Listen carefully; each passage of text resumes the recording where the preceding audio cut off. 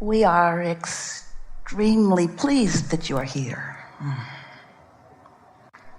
It is good to come together for the purpose of co-creating. Do you agree? Yes. And so here we are together at last, co-creating, bouncing off one another, holding each other as objects of attention or focus.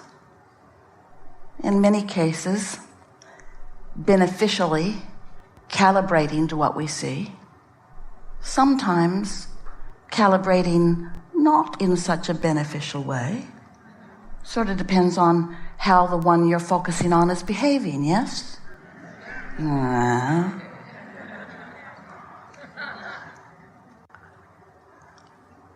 You are physically focused. We see you have dragged your physical bodies here.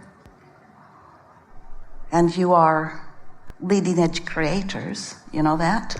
Yes. And you are moving forward faster than you can even identify. Your exposure to life experience is giving birth to new. And on a vibrational level, you are expanding more rapidly than has ever been before. The contrast of your environment, the variety of your environment, makes that so. And that's what made you decide to come in this body, at this time, in this space. You knew it would be high-flying variety that would induce within you your own personal desires.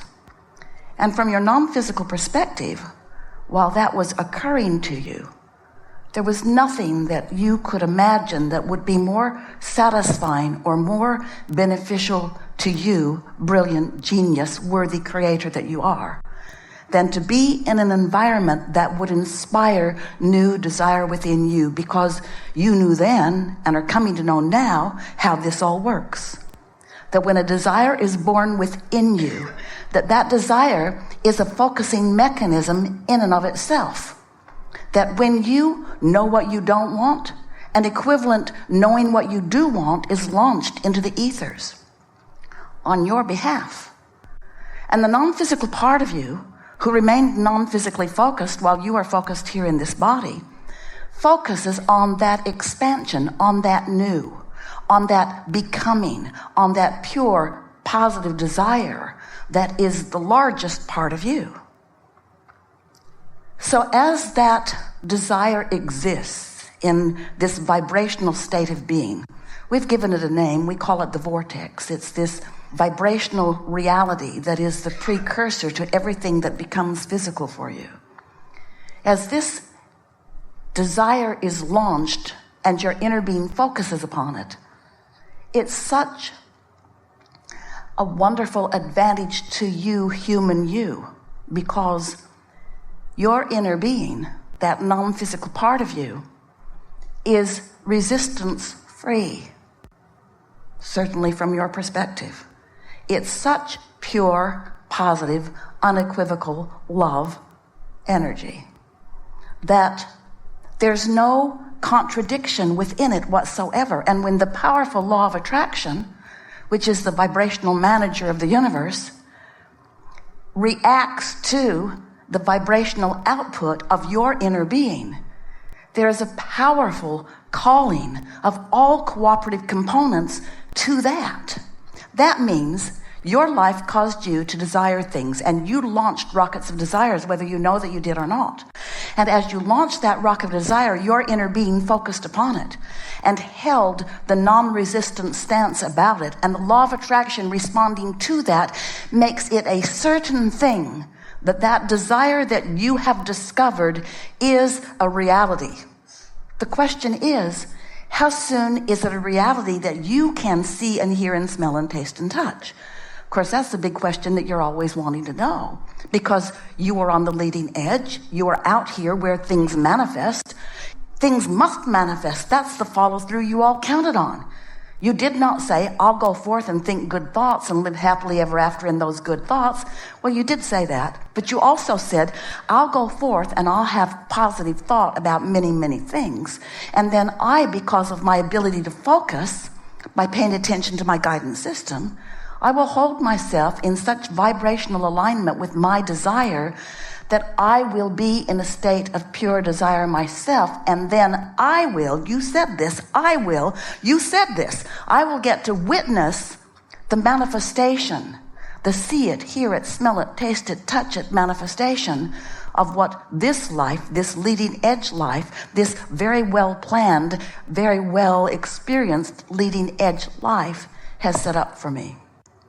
And you said, oh yeah, there'll be lots of other lovelies to play with too. So here you are, mixing it up with each other and doing almost all of these things that we just said to you on purpose. You're launching rockets of desire. Sometimes you know it, sometimes you don't. Sometimes you can speak your desires. Sometimes you can't quite speak them. Sometimes you just know them. Sometimes you know more clearly what you don't want than what you do want. And that's all right too.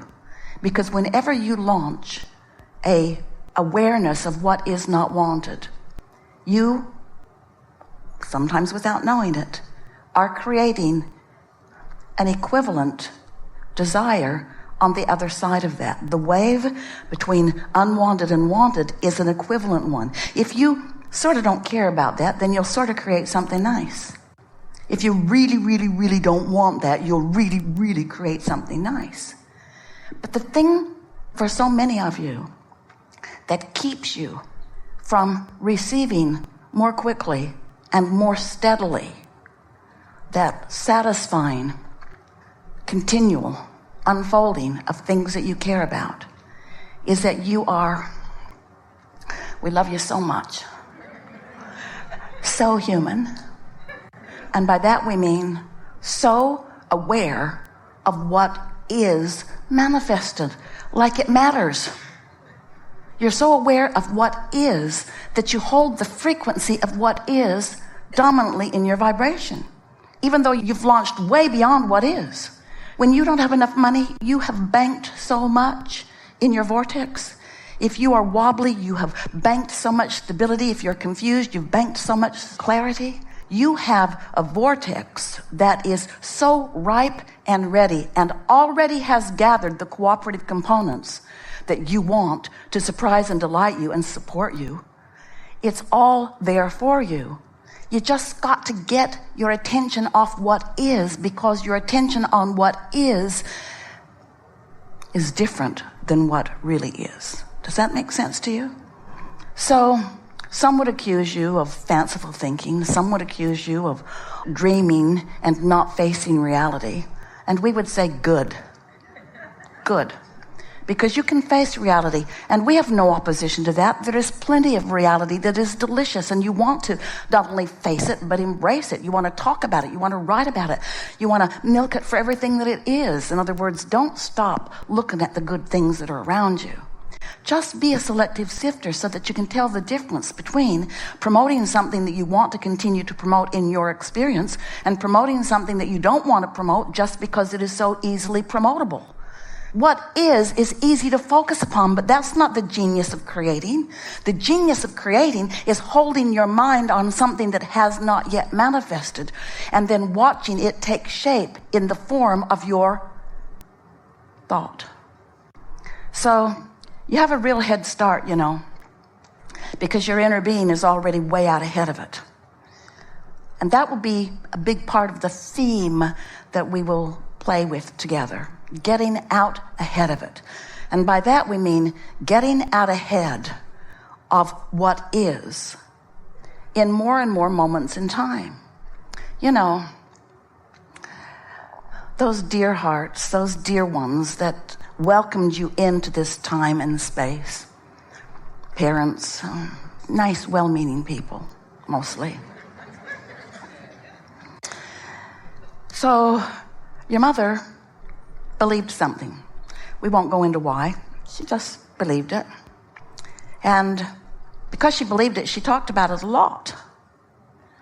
And because she talked about it a lot. She kept it active in her vibration, so it was her point of attraction. And because it was her point of attraction, she manifested it. And she manifested it, and then she talked about it because she knew it was coming, and when it came, there it was. So she talked about it because it made her feel very wise to have predicted it, and there it is. And you witnessed her talking about it, and you witnessed her manifesting it, and so you believe it too. Even if it's something you don't want, you still believe it because you saw someone perform the awareness that law of attraction creates what you think about. You get what you think about whether you want it or not.